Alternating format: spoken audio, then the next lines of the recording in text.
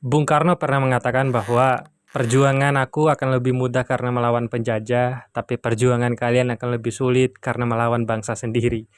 Dan baru sekarang kita baru sadar bahwa entitas bangsa sendiri yang harus kita lawan di saat sekarang adalah para koruptor. Pemirsa, kita lanjutkan informasi kerugian negara dalam kasus korupsi. Korupsi mantan Korupsi Tata Niaga Timah di Bangka Belitung mencapai 271 triliun rupiah. Ya, korupsi udah kayak budaya di Indonesia, teman-teman, karena sering terjadi. Mulai dari zaman penjajahan dulu dan sampai sekarang malah meningkat untuk kasus korupsinya.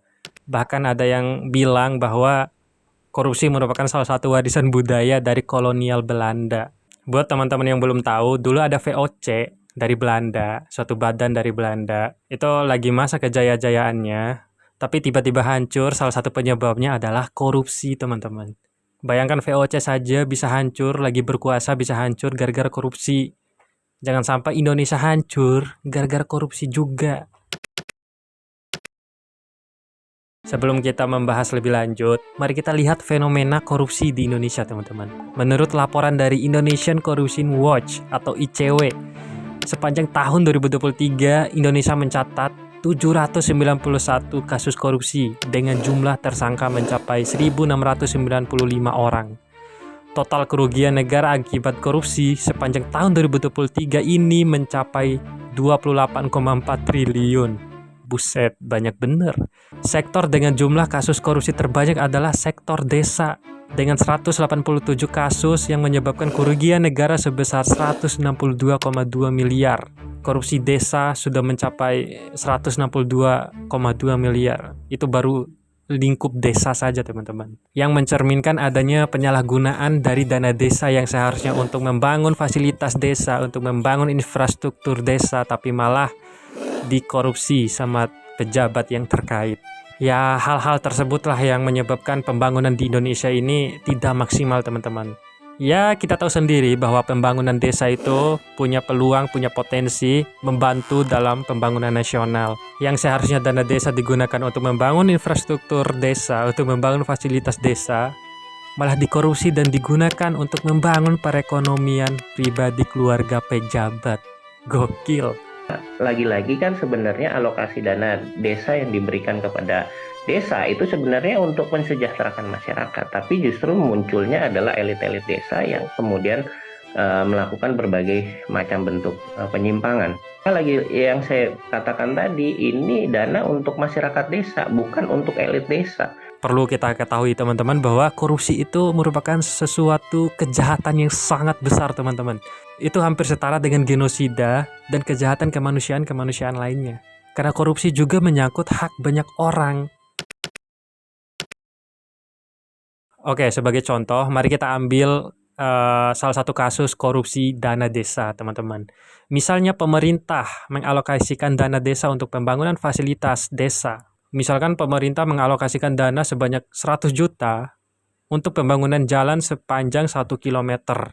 Tapi pas uang tersebut nyampe ke kepala desa, uangnya dikorupsi sebanyak 50 juta dan sisanya 50 juta. Di mana 50 juta ini hanya mampu membangun jalan sepanjang 500 meter dari yang awalnya harusnya 1 kilo. Nah, kalau sudah terjadi begini, siapa yang dirugikan? Yaitu masyarakat sama negara itu sendiri, teman-teman. Masyarakat merasa rugi karena seharusnya mereka punya hak untuk merasakan jalan sepanjang 1 kilo, tapi karena uangnya dikorupsi, hanya bisa merasakan jalan sepanjang 500 meter. Dan di sisi lain, pemerintah pusat merasakan kerugian dari yang tujuan awalnya mereka membangun jalan 1 kilometer di desa tersebut, hanya terlaksana 500 meter, dan itu akan menghambat pembangunan yang direncanakan oleh pemerintahan pusat. Gara-gara siapa? Betul, impostornya di sini adalah koruptor. Dan apakah sampai di situ dampaknya? Oh, belum. Masih banyak rentetan dampak yang bisa disebabkan oleh korupsi. Salah satu dampaknya lagi yaitu akan menghancurkan keutuhan negara, teman-teman. Ya, gimana bisa? Gini, jika korupsi dana tersebut dilakukan secara terus-menerus, maka rakyat pada desa tersebut merasa haknya tidak terpenuhi, yaitu hak untuk mendapatkan fasilitas dan infrastruktur desa yang mumpuni. Mereka merasa haknya tidak terpenuhi, teman-teman. Jika masyarakat sudah merasa haknya tidak terpenuhi, maka hal ini akan menyebabkan konflik vertikal antara masyarakat sama pemerintahan pusat. Dan kedua belah pihak ini akan saling menyalahkan teman-teman. Masyarakat akan menyalahkan pemerintahan pusat. Wah, hak kami tidak terpenuhi. Kami butuhnya jalan sebanyak 1 kilo kok hanya 500 meter yang terlaksana. Padahal di sisi pemerintah pusat, merasa mereka adalah sudah melaksanakan hal yang seharusnya. Mereka sudah memberi dana 100 juta untuk membangun jalan 1 kilo di desa tersebut. Tapi gagal karena salah satu impostornya siapa? Ya, koruptor impostornya di sini. Gara-gara koruptor, maka terciptalah konflik antara masyarakat dan pemerintah pusat. Dan mereka akan saling menyalahkan terus-menerus jika kasus korupsi ini tidak diselesaikan. Apakah dampaknya udah selesai sampai di sini? Oh, belum. Masih panjang lagi dampaknya. Dampak selanjutnya yang bisa terjadi yaitu menurunnya tingkat kepercayaan masyarakat kepada pemerintah atau negara. Kita lanjut dengan kasus korupsi dana desa tadi. Misalnya masyarakat merasa bahwa haknya tidak terpenuhi. Masyarakat merasa bahwa pemerintah tidak mampu memenuhi kebutuhan hak-hak masyarakat, hak akan fasilitas, dan lain-lain. Maka jangan heran kalau masyarakat juga akan susah untuk melaksanakan kewajibannya. Salah satu kewajiban masyarakat adalah membayar pajak. Bayangkan jika masyarakat sudah tidak percaya kepada pemerintah dan tidak membayar pajak, dari mana uang negara? Dari mana uang negara untuk membangun Indonesia? Bisa dibayangkan teman-teman. Misalnya kita udah kerja keras, masyarakat udah kerja keras untuk memenuhi kebutuhan ekonomi mereka, tapi hasil jeripayah mereka harus dipotong pajak dan dialihkan ke negara. Pas uang tersebut nyampe ke negara, uang mereka, hasil kerja keras mereka, diambil oleh para korupsi untuk membiayai kehidupan pribadi mereka. Apa nggak sakit hati masyarakat teman-teman? Apa nggak kecewa masyarakat tersebut teman-teman? Mereka udah kerja keras, tapi uang hasil kerja keras mereka dinikmati oleh para pejabat. Apa nggak sakit hati mereka? Jika hal tersebut dilakukan terus-menerus, jika praktek korupsi ini dilakukan terus-menerus, maka tingkat kepercayaan masyarakat kepada pemerintah akan semakin menurun. Jika tingkat kepercayaan masyarakat sudah menurun, wah akan sulit dalam bernegara teman-teman.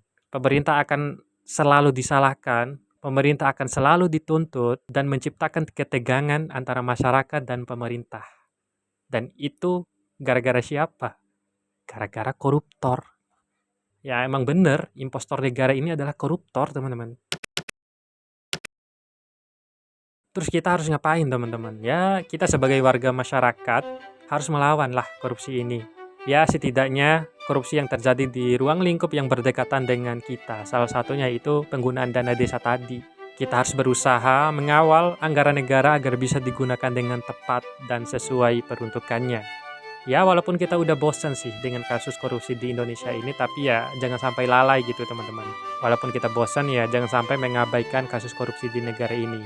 Jika kita masyarakat sudah lalai, maka pejabat akan lebih luasa, akan lebih mudah bermanuver melakukan korupsi lagi teman-teman. Maka jangan lalai.